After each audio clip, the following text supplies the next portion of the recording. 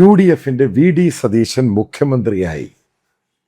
അതിൻ്റെ കോൺഗ്രസ് മന്ത്രിമാരിൽ പ്രതീക്ഷിച്ച പോലെ സംഭവിച്ചു. KC വേണുഗോപാൽ സതീശൻ ഗ്രൂപ്പിനെ കടും വെട്ടങ്ങ് വെട്ടി. ത്രൂ ഔട്ട് തലങ്ങും വിലങ്ങും വെട്ടിക്കളഞ്ഞു. സതീശൻ പോയി ഓഫർ ചെയ്തു ചാണ്ടി ഉമ്മനെ അടുത്ത മന്ത്രിയാകും. അതായത് ഉമ്മൻചാണ്ടിയുടെ ഭാര്യയോട് ചാണ്ടി ഉമ്മനെ വെട്ടി.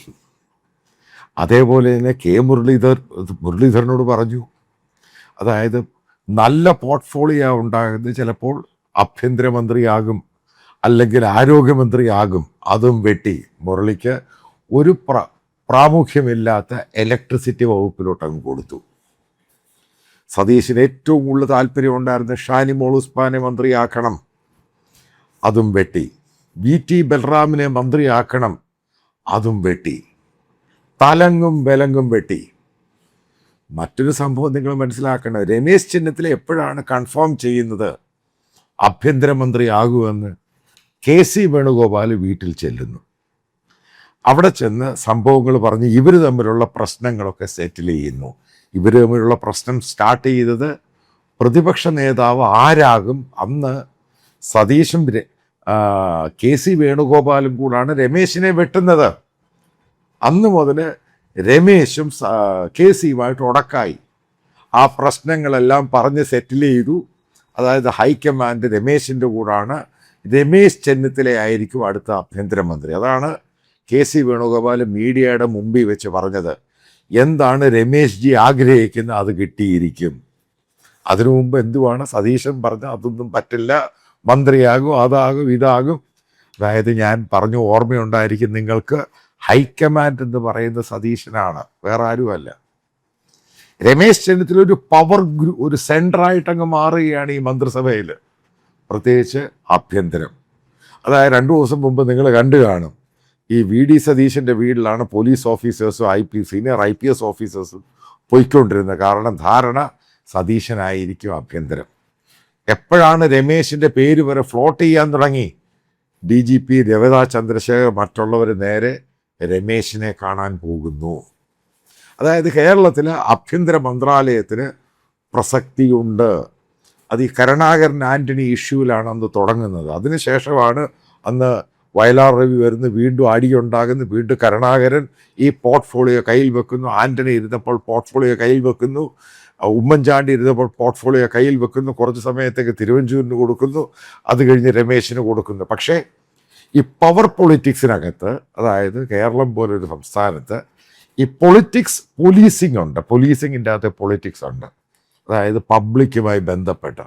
അപ്പോൾ അതിന് ഹോം അഫേഴ്സ് എന്ന് പറയുന്നത് സ്റ്റേറ്റിൻ്റെ ഹോം ഡിപ്പാർട്ട്മെൻറ്റിൽ നിന്നും, അതായത് പ്രത്യേകിച്ച് SP അപ്പോയിൻമെൻറ്റ്, അതായത് SHOമാരുടെ അപ്പോയിൻമെൻറ്റ്, അതേപോലെ ഈ പോലീസ് സ്റ്റേഷനിലെ ഇപ്പം SHOമാരെ മാറ്റിയിട്ട് സബ് ഇൻസ്പെക്ടേഴ്സിന്. കാരണം ഇതിനകത്ത് പ്രസക്തമായ, കാരണം ജനങ്ങളുമായിട്ടുള്ള ഇൻട്രാക്ഷനാണ്. പ്രത്യേകിച്ച് കേരളത്തിലെ ആൾക്കാർക്ക് പോലീസുകാരെന്നുള്ളത് ഭയങ്കര പേടിയാണ്.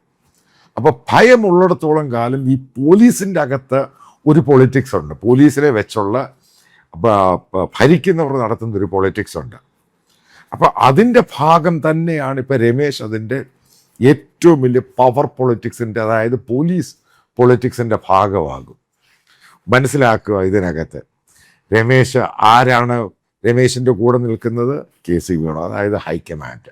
എന്താണ് ഞാൻ അറിഞ്ഞിടത്തോളം, അതായത് ഹൈക്കമാൻഡ് കൃത്യമായിട്ടൊരു നടപടി അങ്ങ് എടുത്തു. അതായത് ആരൊക്കെയാണ് KC വേണുഗോപാൽ പറയുന്ന അവർ മന്ത്രിയായാൽ മതി, അവർക്ക് തീരുമാനം അങ്ങ് എടുത്തു.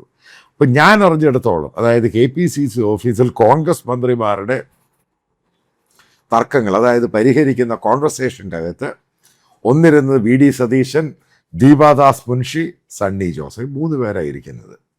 അതിനകത്ത് ഓരോ അരമണിക്കൂറും കഴിയുമ്പോൾ ദീപാദാസ് മുൻഷി എന്തെങ്കിലും കാര്യമെന്ന് പറഞ്ഞ് പുറത്തോട്ട് വരുന്നു, ഫോൺ ചെയ്യുന്നു. അതായത് KC വേണുഗോപാൽ സംസാരിക്കുന്നു. KC വേണുഗോപാൽ ആ സമയത്ത് തിരുവനന്തപുരത്തില്ല, ആലപ്പുഴയിലാണ്, ഓരോ കാര്യം ഫീഡ് ചെയ്യുന്നു. ഇതാണ് സംഭവിച്ചത് ഞാൻ അറിഞ്ഞിടത്തോളം. അതായത് പവർ പൊളിറ്റിക്സിൻ്റെ അകത്ത് രമേശ് ചെന്നിത്തല പവറാകുന്നു. അതേപോലെ തന്നെ ഏറ്റവും കൂടുതൽ പോലീസിന് ആവശ്യമുള്ളത്, അതായത് കേരളത്തിൽ ഇന്നത്തെ സാഹചര്യം വെച്ച് കേരളത്തിലെ വടക്കൻ മലബാറിലും, അതായത് കേരളത്തിൻ്റെ വടക്ക് ഭാഗത്ത് ലീഗിന് പോലീസിനെ ആവശ്യമുണ്ട് ശരിക്കും. പക്ഷേ ഇന്നത്തെ ഒരു സാഹചര്യം നിങ്ങൾ മനസ്സിലാക്കണം, ഇത് രമേശിൻ്റെ കയ്യിലാണ്. ഈ ജമാഅത്തി ആണെങ്കിലും SDP ആണ്, മുസ്ലിം ലീഗ് ആണെങ്കിലും സ്വർണ്ണക്കള്ളക്കടത്തും എയർപോർട്ടും പരിപാടികളും അതേപോലെ പബ്ലിക് ഇൻട്രാക്ഷനുമായിട്ട് ഈ പഴയ പോലെ ലീഗിൻ്റെ പരിപാടികളൊന്നും നടക്കത്തില്ല. കൃത്യമായിട്ട് പറയാം, ഒരു മെസ്സേജ് തന്നെയാണിത്. അതേപോലെ നിങ്ങൾ മനസ്സിലാക്കണം, പാണക്കാട് സാദിഖ് അലി ശിഹാബ് തങ്ങൾ അല്ലെങ്കിൽ ഹൈദരാലി തങ്ങൾ അല്ലെങ്കിൽ ശിഹാബ് തങ്ങൾ ഇവരൊക്കെ തിരുവനന്തപുരത്ത് വന്നു കഴിഞ്ഞാൽ ഈ കോൺഗ്രസിൻ്റെ സീനിയർ ലീഡേഴ്സ്, പ്രത്യേകിച്ച് ഇപ്പോൾ ഉമ്മൻചാണ്ടി ആണെങ്കിൽ പെട്ടെന്ന് പോയി കാണും. അപ്പം നേരത്തെ കരുണാകരന് പോയി കാണും. പക്ഷേ ആ AK ആൻ്റണി മാത്രം ഇവരെ കാണാൻ പോയിട്ടില്ല, പാണക്കാടും കാണാൻ പോയിട്ടില്ല, ഇവർ വന്നിരിക്കും ഇവരെ കാണാനും പോയിട്ടില്ല. പക്ഷെ നിങ്ങൾ ശ്രദ്ധിച്ചു കഴിഞ്ഞ 2 ദിവസം രമേശ് ചെന്നിത്തല ഈ പറയുന്ന സാദിഖ് അലി തങ്ങളെ കാണാൻ പോയിട്ടില്ല, ഞാൻ ഈ സംസാരിക്കുന്നിടം വരെ. അതേപോലെ തന്നെ KC വേണുഗോപാലും സാദിഖ് അലി തങ്ങളെ കാണാൻ പോയില്ല. അപ്പോൾ ഈ പല ആൾക്കാരും ഇവരെ വിളിച്ച് ഇവരെ കാണാം, ഇവർ മൈൻഡ് പോലും ചെയ്തില്ല. കാരണം മനസ്സ് വെച്ചുകൊണ്ട് പെരുമാറാനാണ് തീരുമാനിച്ചിരിക്കുന്നത്.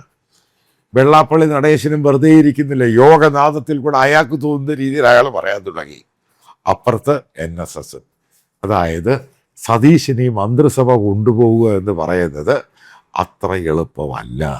അതായത് ഒരു ഭാഗത്ത് രമേശ്, അതേപോലെ ക്യാബിനറ്റിൽ ഏറ്റവും കൂടുതൽ ഭൂരിപക്ഷം KCയുടെ ആൾക്കാർ, പാർട്ടിക്കകത്ത് KCക്ക് കിട്ടുന്ന വലിയ പിന്തുണ, അതായത് പാർട്ടി മുഴുവനും KC വേണുഗോപാലിൻ്റെ ഹൈക്കമാൻഡിൻ്റെ കൂടെയാണ്.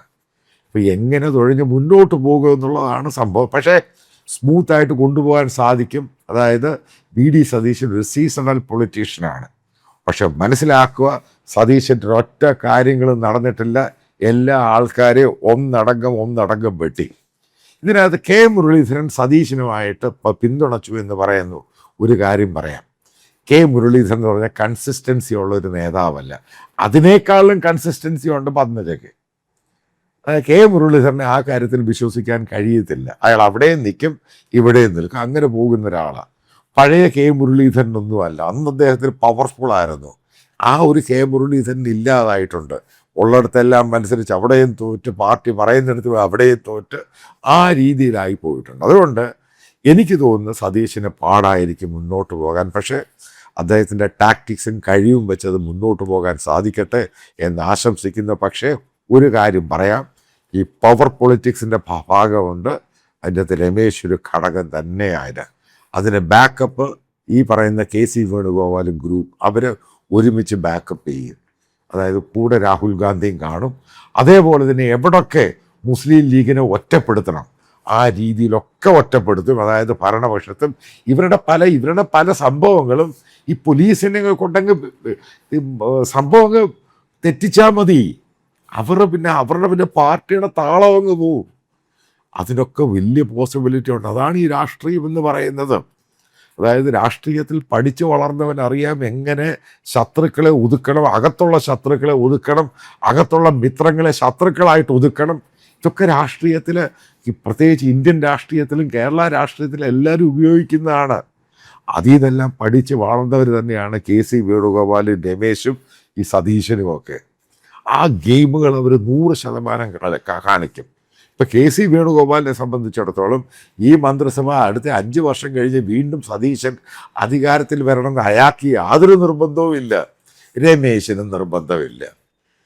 ഇതാണ് ഈ ടീം UDF നിങ്ങൾ പറയുമ്പോൾ ഈ 2 ആൾക്കാർക്കും താല്പര്യമുണ്ടോ ഇല്ലയോ എന്നുള്ളതാണ് ഏറ്റവും പ്രധാനം. ക്യാമറയുടെ മുമ്പിലും ജനങ്ങളുടെ മുമ്പിലൊക്കെ ചിരിക്കും, ഞങ്ങൾ സുഹൃത്തുക്കളാണ്, ഉപാധികളില്ല എന്നൊക്കെ പറയും. പക്ഷെ പാര വെക്കാനും അത് വെക്കാനും ഇത് വെക്കാനും, കാരണം ഇതൊക്കെ സ്റ്റേക്ക് ഹോൾഡേഴ്സ് ഉണ്ട്. അപ്പോൾ അതുമായിട്ട് മുന്നോട്ട് പോകുമ്പോൾ KC വേണുഗോപാൽ പവർഫുൾ തന്നെയാണ്.